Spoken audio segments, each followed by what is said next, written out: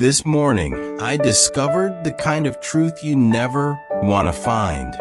A truth that breaks you, rips apart your entire understanding of the life you've been living. One moment, you're a husband, a father, someone with a family, with a purpose. And the next, you're standing at the edge of an abyss, wondering how everything you thought you knew could have been built on lies. Let me take you back to how this all started, to the moment I realized my world was about to collapse beneath me. My wife, Sarah, and I have been married for 15 years. We're both in our 40s now, with a daughter, she's 4, and she's everything to us. Our little girl has special needs, which means our lives are organized around her care. It's not easy, but it's ours. We worked as a team, or at least I thought we had. Over the last 5 years, I've battled mental health issues, anxiety, depression. It's been a long, dark road. Through all of it, Sarah was the one who stood by me. Or at least I thought she did. She helped me through my worst days. Never once made me feel like a burden. But now I know that while she was helping me stay afloat, she was also sinking her own lifeboat somewhere far away from me. This morning, everything came to light. It wasn't some dramatic confrontation. No, it was far worse than that. It was quiet, subtle, like the way a storm rolls in, silent at first, until it's right on top of you. I was using an old phone of hers. She had given it to me when mine broke a few months ago. It wasn't new technology, so I didn't use it often. This morning, I grabbed it to check some photos, innocent enough, right? But when I opened it, I found something I never should have. Messages, hundreds of them. They weren't for me. They were from him, an old friend of hers. Someone she's known since before we were together. My stomach dropped as I began to scroll, each message revealing more of the betrayal that had been lurking beneath the surface of our lives for months. The texts were flirty at first. Nothing too incriminating, maybe a little suspicious, but I could have convinced myself it was nothing. But as I scrolled further, the messages became more intimate. Late-night confessions, secret plans, and then the real gut punch, descriptions of their meetings. They'd been sleeping together for months. At least 4 months. Maybe longer. I'll never know the full extent of it, because I had to stop reading. The details were more than I could handle. They'd met at hotels. They'd laughed at how easy it was to keep the affair hidden. How I'd never suspect a thing. They were right. I didn't suspect a thing. I sat there, staring at the screen, my hands shaking. I felt numb. There's no other word for it. My body felt like it was shutting down, refusing to let me process what I was reading. But the more I stared, the more real it became. I couldn't escape it. I started to think back, trying to figure out how I'd missed this. There had been signs, of course, but I had chalked them up to stress, to the routine of life, to the weight of raising a special needs child.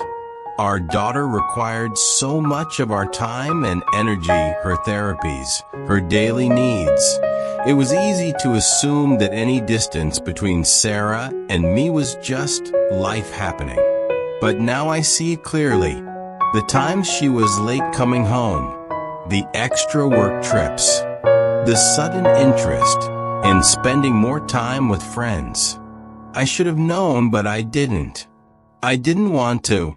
After the texts, I found the photos, pictures of them together, smiling, laughing in places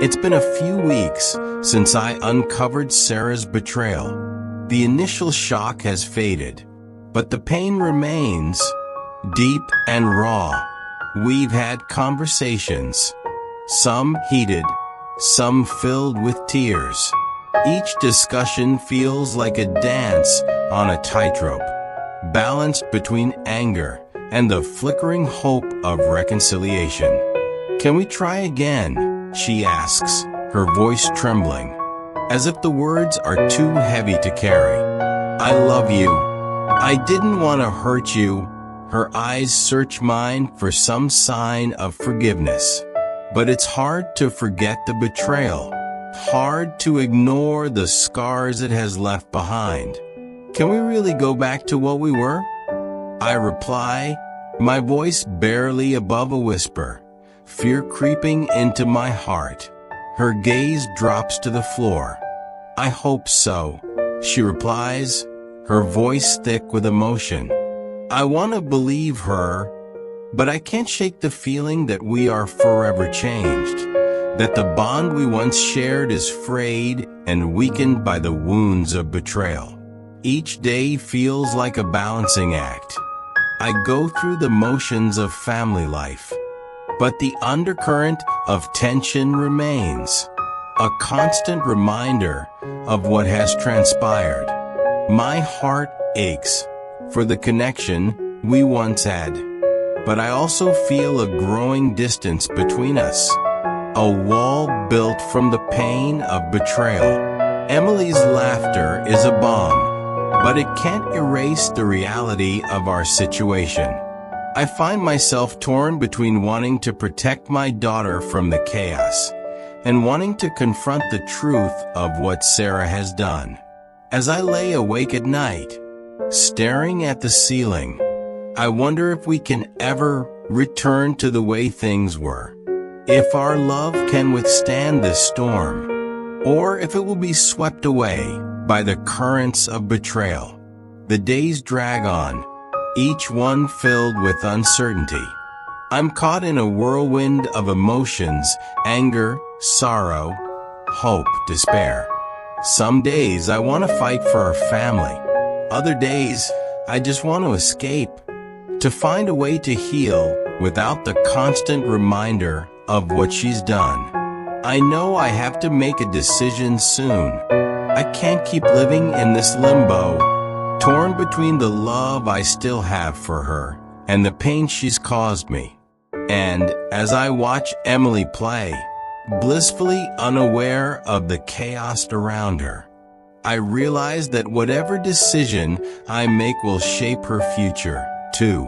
In the end, I know I have to choose not just for myself, but for my daughter. The road ahead is uncertain, but I must find a way to forge a path through the darkness, whatever that may mean for our family